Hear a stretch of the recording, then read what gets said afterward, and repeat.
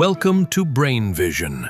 So we have a frequency of 2.5 hertz.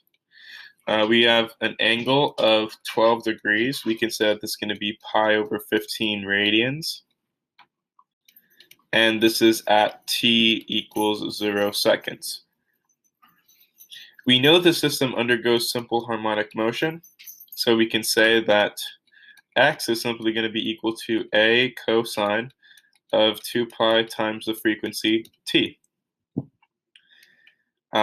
We can say that x is going to be equal to a times L theta max. And again, to remind you, this is the arc length. So we're simply saying that the arc length is going to be equal to the amplitude, the maximum x displacement of this system. So we can say that L theta equals L theta cosine, L theta max cosine of 2 pi ft. And we can eliminate the length, and we can say theta equals theta max cosine of 2 pi ft.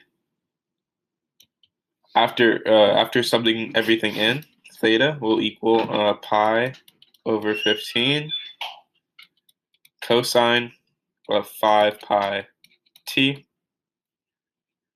So for part A, at t equals 0.25 seconds, theta is going to equal pi over 15 times cosine of 5 pi times 0.25, and this is going to equal negative 0.15 radian. B is going to equal, for B we have t equals 1.60 seconds. Mind you, this is exactly 4 periods, so theta is going to be equal to pi over 15 cosine of 5 pi.